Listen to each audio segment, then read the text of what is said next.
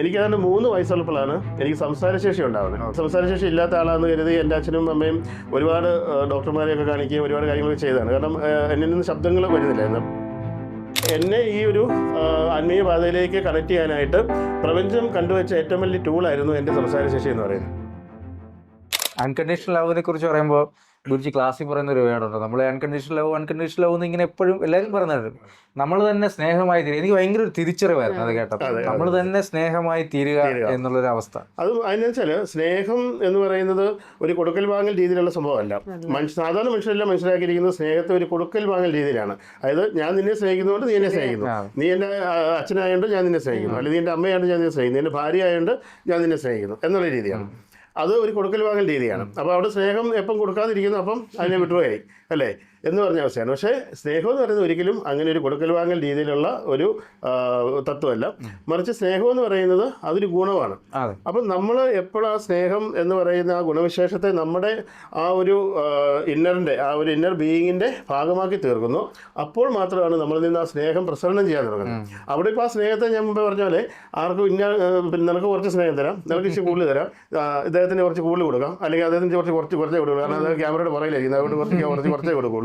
അപ്പോൾ നിങ്ങളെൻ്റെ ഫ്രണ്ടിലിരിക്കണം, നിങ്ങൾക്ക് കുറച്ച് കൂടുതൽ തന്നേക്കാം എന്നുള്ള ഭാവങ്ങളൊന്നുമില്ല. അവിടെ നമുക്ക് സ്നേഹം, എൻ്റെ ഭാവം എന്ന് പറയുന്നത് സ്നേഹമാണ്, നിങ്ങൾക്ക് എത്ര വേണേലും അതിൽ നിന്ന് എടുക്കാം എന്നുള്ളതാണ്.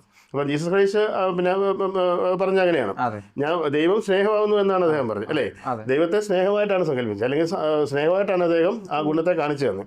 അപ്പോൾ ആ സ്നേഹത്തിലേക്ക് കടന്നു വരുന്ന ആർക്കും എത്ര വേണേലും എടുക്കാം, അതിന് അളവില്ല. അപ്പൊ അങ്ങനെ ഞങ്ങളിലേക്ക് തരുന്ന എനർജിയെ വളരെ അൺകണ്ടീഷണൽ ആയിട്ട് ഞങ്ങൾക്ക് തരുന്നു. അപ്പൊ ഞങ്ങളുടെ ലിമിറ്റേഷൻ വെച്ചല്ലേ അത് ഞങ്ങൾ സ്വീകരിക്കാൻ പറ്റുള്ളൂ. ഇപ്പൊ അങ്ങ് പറഞ്ഞില്ലേ, ഇയാൾക്ക് കുറച്ച് കൊടുക്കുക, ഇയാൾക്ക് കൂടുതൽ കൊടുക്കുക. പക്ഷെ ആ ഞങ്ങൾ 400 പേര് ഇരിക്കുമ്പോൾ ഞങ്ങളിൽ ആ മൈൻഡ് സെറ്റ് ഉണ്ടല്ലോ, സ്വീകരിക്കാൻ പറ്റുള്ളൂ. അല്ല, അതുകൊണ്ടാണ് നമ്മൾ ക്ലാസ്സിലേക്ക് വരുന്ന സമയത്ത് എൻ്റെ ശിഷ്യന്മാരായിട്ട് മാറുന്ന നിങ്ങൾ ഓരോരുത്തരിലും ഞാൻ അതുകൊണ്ടാണ് നിങ്ങൾ ആദ്യത്തെ 3 ചക്രങ്ങളിൽ വർക്ക് ചെയ്യുന്നത്. ആദ്യത്തെ മൂലാധാരത്തിലും സ്വാധിഷ്ഠാനത്തിലും മണിവരത്തിലും വർക്ക് ചെയ്തതിന് ശേഷമാണ് നിങ്ങളെ അനാഗതത്തിലേക്ക് ഞാൻ പഠിപ്പിക്കുന്നത് തന്നെ അല്ലേ. അല്ലാതെ ആദ്യമേ കൊണ്ട് നിർത്തിച്ച് അനാഗതം പഠിപ്പിച്ചിട്ട് നിങ്ങൾ അൺകണ്ടീഷണൽ ആയിട്ടുള്ള സ്നേഹമായി മാറിക്കോ, അല്ലെങ്കിൽ ആ ഗുണം നിങ്ങൾ ഉണ്ടാവട്ടെ എന്നൊന്നും അല്ല പറയുന്നത്. ആ ബാക്കി 3 ചക്രങ്ങളിൽ വർക്ക് ചെയ്ത് അതിൻ്റെ ക്രിയകൾ ചെയ്ത് അതിൻ്റെ ധ്യാനങ്ങൾ ചെയ്ത് അതിനെല്ലാം പ്രദർശനമാക്കിയതിനു ശേഷം മാനുഷികമായിട്ടുള്ള ലിമിറ്റേഷൻസിനെ അതിവർത്തിക്കാനുള്ള ശേഷി നിങ്ങൾ കൈവരിച്ചതിന് ശേഷമാണ് നിങ്ങൾ ആ സ്നേഹത്തിന്റെ അവസ്ഥയിലേക്ക് നിങ്ങളെ കൊണ്ടുവരുന്നത്. തീർച്ചയായിട്ടും നമ്മള് രാവിലെ വരുന്ന നമ്മളല്ല, ഉച്ചയ്ക്ക് ശേഷം ക്ലാസ്സുകളിൽ നമ്മൾ പങ്കെടുക്കുമ്പോൾ പറയാം. അതെ, അതങ്ങനെ ഒരു കമ്മ്യൂണിറ്റി തന്നെ നമ്മളവിടെ ഉണ്ടായി വരികയാണ് ചെയ്യുന്നത്. അപ്പൊ എല്ലാവരും വളരെ സന്തോഷത്തോടെയാണല്ലോ നമ്മുടെ ക്ലാസ് കഴിഞ്ഞ് പോകുന്നത്. പിന്നെ എല്ലാവരും പറയാറുണ്ട് ഗുരുജി നമ്മുടെ ക്ലാസ്സിനെ സംബന്ധിച്ച് എന്ന് പറയും, ഗുരുജി എടുക്കുന്ന ക്ലാസ്സിനെ സംബന്ധിച്ച് എല്ലാവരും എല്ലാം പഠിച്ച് തറവായിട്ടാണ് പോകുന്നത്. അത് ഏറ്റവും വലിയൊരു എല്ലായിടത്തും കിട്ടുന്നതല്ല. അതിനകത്ത് എനിക്ക് പറയാനുള്ള കാര്യം എന്ന് വെച്ചാൽ അത് എൻ്റെ ഗുരുക്കന്മാർ എൻ്റെ കഴിവല്ല സത്യത്തിൽ. അപ്പോൾ അതിൻ്റെ കാരണം എന്താണെന്ന് വെച്ചാൽ ഞാൻ ജനിച്ച ഏകദേശം 3 വയസ്സ് വരെ എനിക്ക് സംസാരശേഷി ഉണ്ടായിരുന്നില്ല. അപ്പോൾ സംസാരശേഷി ഇല്ലാത്ത ഒരു കുട്ടിയായിട്ടാണ് ഞാൻ ജനിച്ചത്.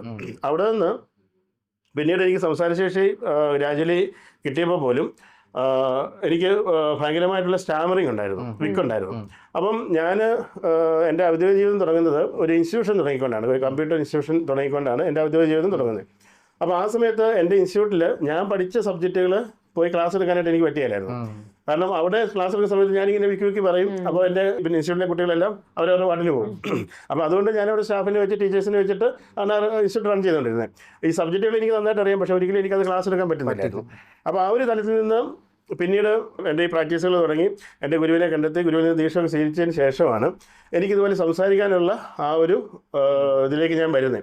അപ്പോൾ അതെന്ന് പറയുന്നത് അതിലൂടെ ഞാൻ മനസ്സിലാക്കിയ കാര്യം എന്ന് പറയുന്നത് എന്നെ ഈ ഒരു ആത്മീയ പാതയിലേക്ക് കണക്ട് ചെയ്യാനായിട്ട് പ്രപഞ്ചം കണ്ടുവച്ച ഏറ്റവും വലിയ ടൂളായിരുന്നു എൻ്റെ സംസാരശേഷി എന്ന് പറയുന്നത്. അപ്പം സംസാരശേഷി ഇല്ലാത്ത എനിക്ക് അങ്ങനെ സംസാരിച്ച ആളുകളോട് ഞാൻ മനസ്സിൽ വിചാരിക്കുന്ന കാര്യങ്ങൾ അല്ലെങ്കിൽ എൻ്റെ അറിവുകളെ കൺവിൻസ് ചെയ്ത് കൊടുക്കാനായിട്ട് അല്ലെങ്കിൽ പറഞ്ഞു കൊടുക്കാനായിട്ട് ഉള്ള പ്രാപ്തി നേടിയപ്പോഴാണ് എനിക്ക് മനസ്സിലായത് ഞാൻ ശരിയായ ആത്മീയ പാതയിലേക്കാണ് കണക്റ്റ് ആയിരിക്കുന്നത് എന്നുള്ളത്. അപ്പോൾ അതുകൊണ്ട് തന്നെ ഞാൻ എടുക്കുന്ന ക്ലാസ്സുകളിൽ നിങ്ങൾക്ക് കൂടുതൽ വ്യക്തത വരുന്നതിൻ്റെ കാര്യമെന്ന് വെച്ചാൽ അത് എൻ്റെ ഗുരുക്കന്മാർ എന്നിലേക്ക് നിക്ഷേപിച്ച ആ ഒരു നിക്ഷേപമാണ്. ഒരിക്കലും അത് എൻ്റെ കഴിവല്ല. കാരണം നിങ്ങളെ ഒരു വാക്ക് പോലും ഒരു സെന്റൻസ് പോലും പറഞ്ഞു പഠിപ്പിക്കാനുള്ള ശേഷി ഇല്ലാത്ത ആളായിരുന്നു ഞാൻ. അവിടെ നിന്നാണ് ഞാനിപ്പം ഈ രീതിയിൽ സംസാരിക്കുന്ന ഒരാളായിട്ട് മാറിയത്. അതിന് പ്രത്യേക മരുന്ന് മന്ത്രം ഒന്നുമല്ല, കാരണം ഈ പറഞ്ഞ യോഗമാർഗം തന്നെയാണ് അതിൻ്റെ കാരണം എന്ന് പറയുന്നത്. ഈ വലിയ കോർപ്പറേറ്റ് കമ്പനികൾക്കൊക്കെ ഹീൽ ചെയ്യാറുണ്ട്. സാധാരണക്കാരായിട്ടുള്ള ഒരാൾ ചിന്തിക്കുമ്പോൾ കോർപ്പറേറ്റ് കമ്പനിക്കൊക്കെ വലിയ പൂജയൊക്കെ നടത്തുമ്പോഴാണോ എന്നൊക്കെ ചിന്തിക്കാറുണ്ട്. അപ്പൊ അവർക്ക് അതൊരു സയന്റിഫിക് സൈഡ് അത് മനസ്സിലായിട്ടല്ലേ ഗുരുജിയെ കൊണ്ട് അത് ചെയ്യിക്കുന്നത്? തീർച്ചയായിട്ടും.